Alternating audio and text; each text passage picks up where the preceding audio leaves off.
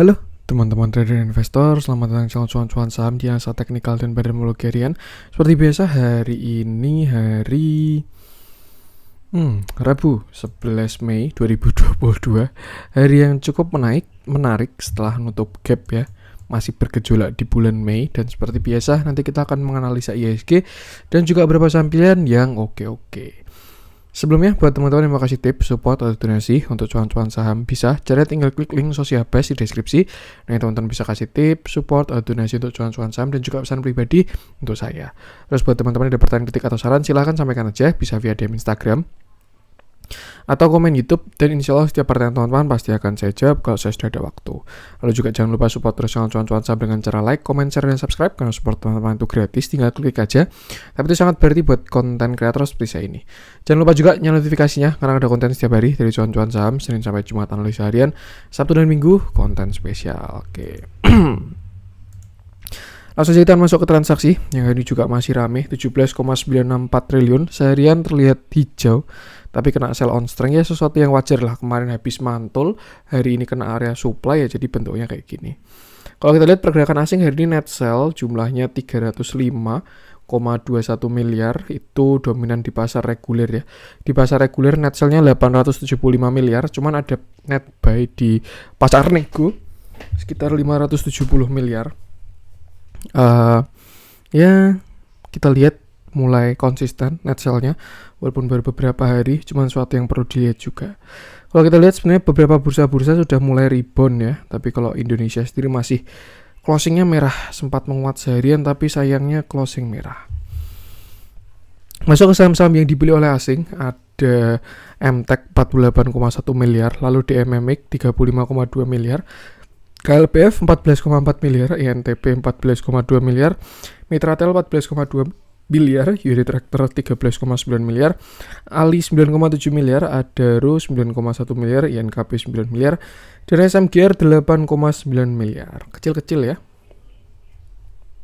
Masuk ke yang dijual asing, ada BBCA, dia naik 1,66%, tapi net sell-nya 302 miliar. Lalu BBRI 215 miliar, Astra 189,3 miliar, Bank Mandiri 182 miliar, Telkom 108 miliar, Inco 62 miliar, MDKA 59 miliar, BPNI 37,1 miliar, Arto 31,2 miliar, dan Bumi 24,6 miliar. Ada Tebik juga 20,4 miliar. Oke, langsung saja kita akan masuk ke analisa teknikalnya IHSG dulu, yang hari ini agak kurang enak sih kalau saya lihat ini ya, hari ini tuh. Sesuai dengan view kemarin ya, hari ini sempat mantul dulu karena kemarin memang hijau dari area demand, candlenya hammer dengan bentuk yang kuat, body yang solid ya.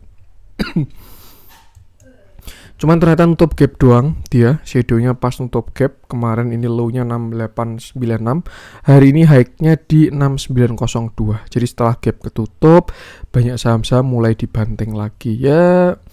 Apa ya, worst case scenario ini memang koreksinya belum selesai sih, seperti itu.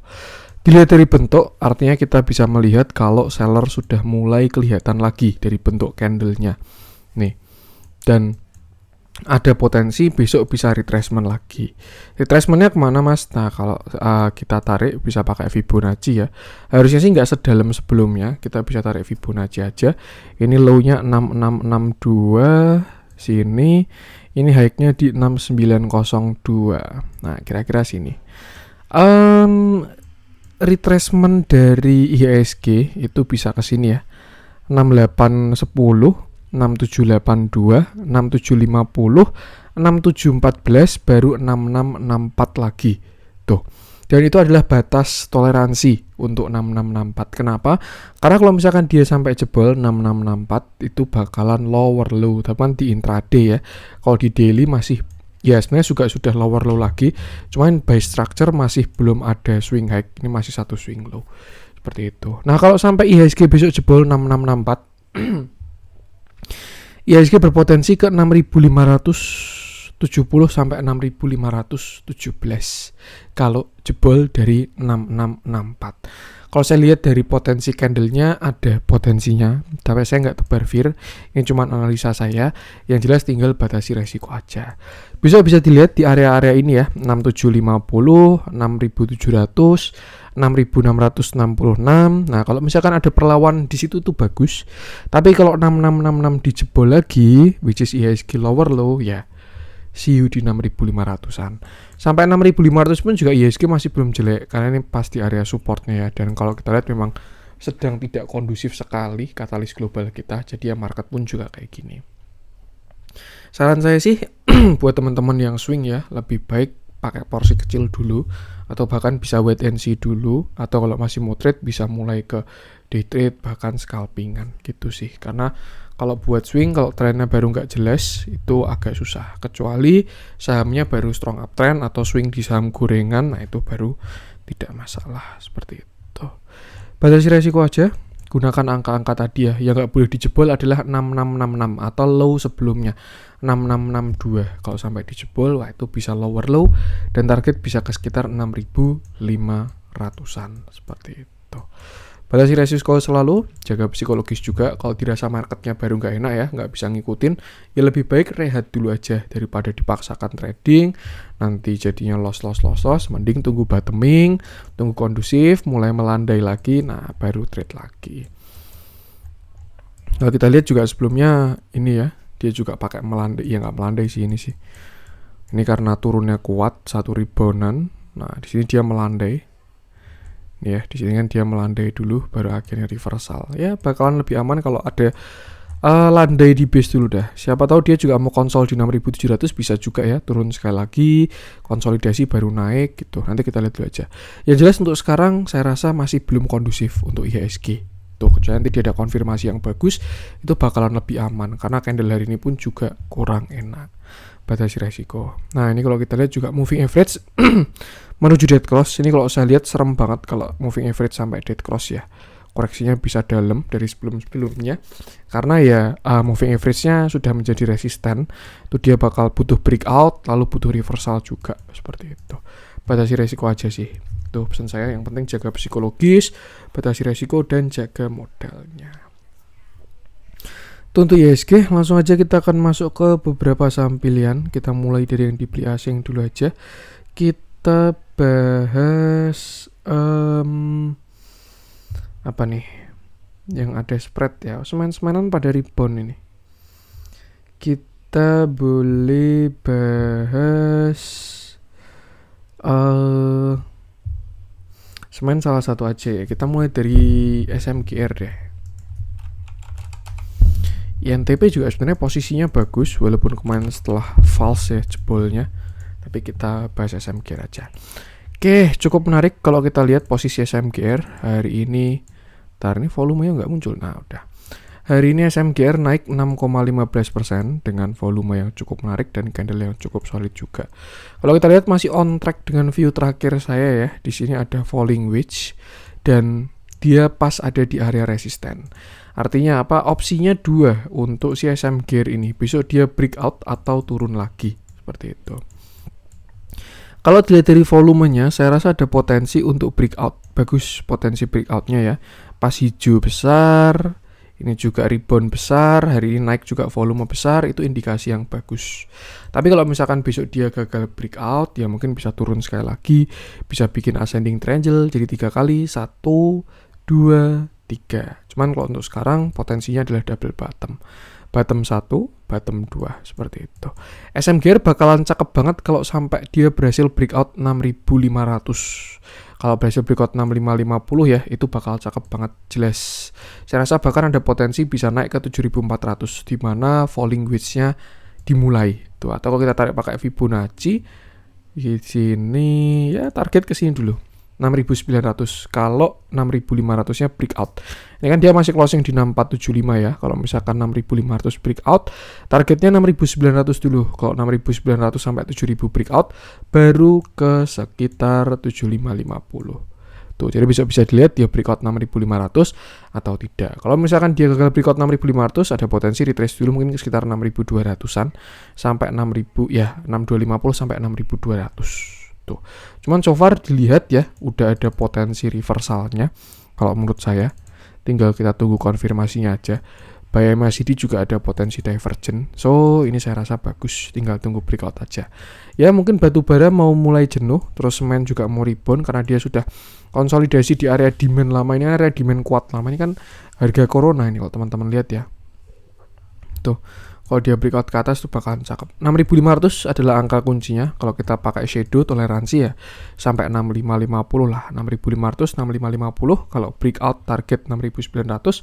Kalau breakout lagi baru 7.550. Nah, kalau kemarin waktu market jalan hijau, yang jalan kan pada saham-saham yang katalisnya bagus ya.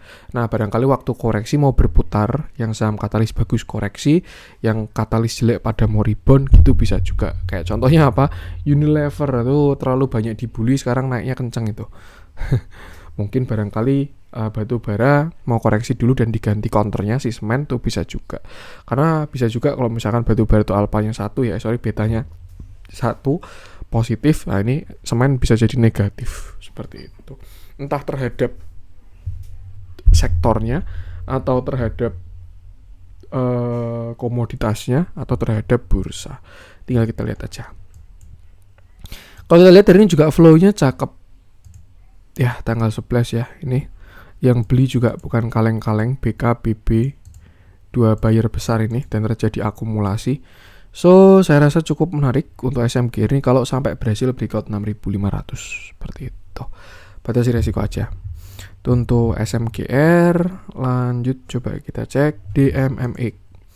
Ini biasanya yang kayak gini ini mau ada sesuatu. Terlepas dari apapun itu beritanya, cuman kalau dilihat dari bentukannya ya, DMMX ini mau ada sesuatu sih. Kalau menurut saya nih, karena apa ya, sektornya baru berat, terus juga teman-temannya baru pada koreksi, tapi dia mencoba reversal sendiri nih DMMX, dan kalau saya lihat potensinya ada, harusnya sih besok breakout ya, kalau enggak ya sekali lagi, cuman kalau saya lihat potensinya sudah ada untuk breakout 2000 untuk si DMMX ini. Hari ini DMMX naik 5,76% dengan volume yang sangat besar. Terakhir kemarin dia rebound dari area supportnya. Sebelumnya kan di sini resist ya. 1730 itu resist, di sini breakout. Ini di sini false break, naik lagi, di sini rebound. Dan hari ini naik dengan volume yang sangat besar. Nah, terakhir kemarin saya kira dia bakalan double bottom. Cuman 9 Mei market nggak mendukung ya, jadi dia koreksi. Tapi bagusnya apa? Dia ARB, volumenya nggak ada sama sekali. Nih, ini saya yakin kalau market nggak kayak gitu ya, breakout dia ini, udah jelas breakout banget. 28 Aprilnya udah kayak gini. Cuman mungkin market makernya, wah ini marketnya baru kayak gini, udah biarin koreksi dulu aja. Gitu. Dan ketika sudah kena average-nya dia lagi, langsung dihajar. Ini cakep, bisa dijadikan watchlist kalau menurut saya. Dan DMMX bakalan bagus banget kalau sampai dia berhasil breakout 2000. Kenapa? Ya karena dia bakal reversal dari trend downtrendnya. Seperti itu. Potensi kemana? Saya rasa bisa sampai 2300 kalau misalkan 2000 bisa di breakout. Untuk support sekarang dia di sini 1700-an ya, 1735, 1700. Sedangkan untuk resisten 1900 dulu baru 2000. Bagusnya kalau breakout 2000, saya yakin bakalan kenceng untuk si DMMX ini. Tuh. Barangkali dia mau ke mana ya, 2200 sampai 2300 lah kalau dia berhasil breakout 2000 ya untuk DMMX ini. Dilihat dalamnya, akumulasinya juga cakep banget, dia direakumulasi ya setelah sebelumnya. Nah ini kan dia kan sebelum rally itu kan diakumulasi dulu nih, di sini dia akumulasi, habis itu waktu rally bandarnya TP dulu. Nah, ketika dia koreksi, direakumulasi lagi, dan sekarang flow-nya sudah bagus. Bisa ikuti TA-nya aja, gunakan support-support tadi kalau mau masuk, dan angka-angka krusial tadi. Untuk DMMX, lanjut coba kita cek. Kita coba cek apa nih? Kita coba cek yang dijualin asing ya. Big Bang gak usah kita bahas ya biar nggak bosen. Emang pada nutup gap terus pada koreksi. Saya mah pengen bahas Arto. Ini memang hit sesuai view terakhir. Cuman ya, wah saya nggak nyangka juga dia sekencang ini koreksinya ya. Memang apa yang naiknya kencang turunnya juga kencang. Oke, hari ini Arto turun 6,93%, ARB lagi ya dengan candle yang sangat solid. Volumenya sih sudah terlihat mengecil, cuman ya memang masih belum ada candle perlawanan. Yang kurang enak adalah dia jebol area demand kuat. Ini kan 10.000 sampai 9.700 itu kan area demandnya Arto ya, dan dia dijebol. Saya rasa ini valid double topnya. Agak serem ini, serius. Karena biasanya kalau misalkan inverted cup handle itu nanti bisa jadi downtrend channel. Kalau misalkan gini ya. Nah, nanti ujung-ujungnya kalau dia nggak hit dari inverted cup handle-nya atau cup handle-nya, nah itu biasanya berubah jadi downtrend channel. Banyak terjadi nih kemarin. Nah, misalkan contoh kayak gini. Ini kan tapi double top ya. Tapi kalau misalkan inverted cup handle biasanya jadi kayak gini. 1, 2, nah di sini dia mantul dulu, turun lagi, mantul dulu, nggak sekuat itu. Cuman untuk Arto ini dia adalah double top 19.000, puncak 19.000, di sini juga 19.000 dan dia breakdown dari neckline. Bahkan area demand kuat pun tidak kuat menahan ya. Saya kira 10.000 bakal ada perlawanan loh untuk si Arto ini. Cuman ya mau gimana lagi? Marketnya berkata untuk jebolkan saja. Dan akhirnya dia jebol. Toleransi akhir sampai 8.800 sih. Cuman ya itu dalam banget ya. Saran saya kalau misalkan teman-teman punya barang, atur porsi sih. Ini karena apa yang naiknya kencang, kalau koreksi itu juga bakal kencang juga. Kalau teman-teman lihat dia naik tuh dari harga berapa nih? Harga negatif kayak ini. Harga 50, harga 300 sampai 19.000 itu berapa ratus persen, berapa ribu persen, berapa puluh ribu persen ya. Nah, ini ketika koreksi ya. Untuk sekarang kalau misalkan double top ini valid ya, yang harusnya sudah valid juga, target koreksinya bisa sampai 4.600. Itu worst case skenario. Bisa terjadi, bisa enggak juga. Cuman by chart pattern targetnya bisa ke sekitar 4.600. Tuh. Di sini ada area-area lumayan kuat untuk si Arto. Nah, itu ada potensi dia ke sana sih. Jadi ya atur posisi aja kalau menurut saya. Tuh. Kalau untuk support terdekat 8.800 itu support. Habis itu di sini juga ada ya 8.200 nih, saya lihat yang di sini nih. 8.200 ada support, terus 8.000 juga ada support. Cuman potensinya dari chart patternnya bisa ke 4.000. Tuh. Worst case skenario saya juga nggak tahu bakalan hit atau enggak, cuman by analisa ada potensi ke sana. Dilihat dalamnya nggak begitu jelas ya, cuman kalau kita lihat ya kayak gini lah. Ketika ARB saya pun juga nggak tahu nih kenapa retail kok nampung terus ya, bandarnya jualan terus, yang beli retail terus. Dan ya saran saya nih, kalau misalkan teman-teman terlanjur nyangkut ya di Arto, terus nggak mau cut loss atau sudah terlalu dalam minusnya, terus maunya average down, kalau average down jangan ngasal, itu kalau menurut saya. Jadi lebih baik tunggu dia bottom dulu, karena kalau saham mau bottom itu nggak jebret kena langsung mantul gitu, nggak. Jadi nggak kayak gini, misalkan dia turun ya sampai 4.000, habis itu naik ke 17.000 gitu, nggak. Kalau saham mau reversal itu biasanya konsol dulu. Jadi dia misalkan target 5.000 gitu. Habis itu dia konsol ke samping dulu tuh. Nanti entah ke samping bikin cup handle, double bottom, triple bottom, inverted head and shoulder, baru akhirnya naik lagi. Nah, average down-nya jangan nampungin terus. Itu namanya menangkap pisau jatuh. Jadi tunggu bottom dulu. Ketika dia terlihat sudah bottom, ada yang reakumulasi, baru mulai averaging down seperti itu. Itu buat opsi kalau teman-teman nggak mau cut loss dan maunya average down ya, karena mungkin kejadian Unilever barangkali bisa terulang juga, cuman nggak ada yang tahu ya. Yang jelas saham-saham digitalan memang baru tekan banget di tahun ini. Jadi ya seperti inilah bentuknya. Tuh, batasi resiko aja teman-teman yang mengetahui porsinya. Dilihat dari manapun dia sekarang sudah downtrend sih. Ini juga dia udah lower high, lower low, lower high, lower low, lower high, lower low terus juga downtrend kuat, terus juga moving average juga downtrend. Jadi ya biarkan bottom dulu aja kalau menurut saya. Untuk gini bisa juga, siapa tahu ini downtrend channel ya. Jadi besok dia kena sini 8.800 lalu rebound ke atas gitu bisa juga. Cuma untuk sekarang terlihat masih kuat turunnya walaupun volumenya sudah lumayan menarik ya, semakin mengecil. Mungkin bisa dilihat di 8.800-an sih. Tadi kan pas kena support juga ya, 8.800 8.800 sampai 9.000. Siapa tahu dia mantul terus naik. Tuh, barangkali teman-teman average-nya nggak terlalu tinggi, bisa manfaatkan buat exit dulu. Tuh untuk Arto, lanjut coba kita cek apa nih yang menarik nih. Kita masuk ke yang merah-merah aja hari ini.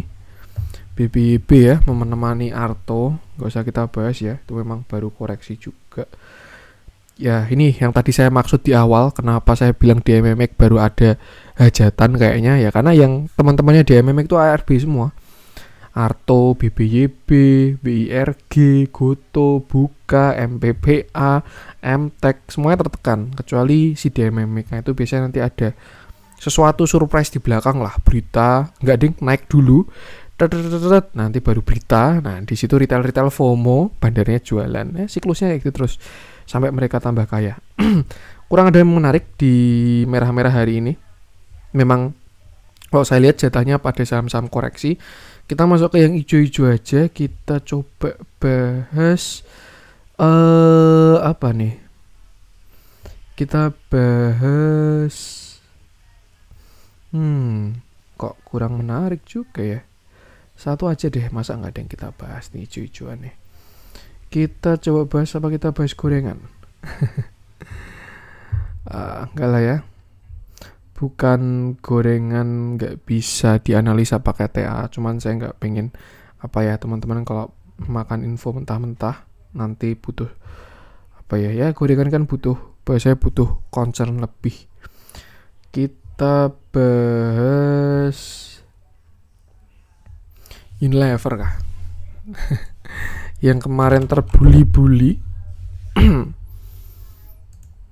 Apakah sekarang dia mau balas dendam? Ini tuh ya yang dimaksud dengan doanya orang yang teraniaya itu mabrur. Mungkin Unilever dibuli-buli terus dia berdoa, ya Tuhan kasih saya rebound. Wah, reversal beneran dia.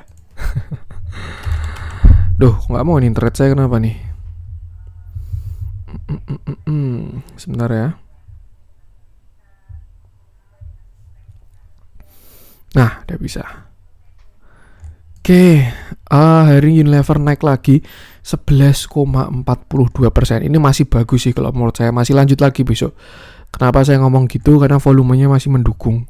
Harga naik, volume membesar, itu masih bagus. Kecuali kalau harganya naik terus, volumenya mengecil, itu siap-siap biasanya mau konsol kalau nggak mau koreksi. Tapi selama harga naik, volume masih naik, candle masih bagus, biasanya besok lanjut. Sampai kapan? Sampai ada candle reject, volume buangan, dan lain sebagainya.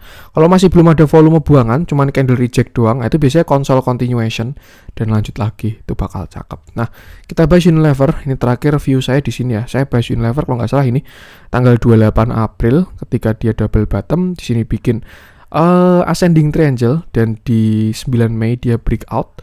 Targetnya sebenarnya cukup sampai sini doang, 4.400.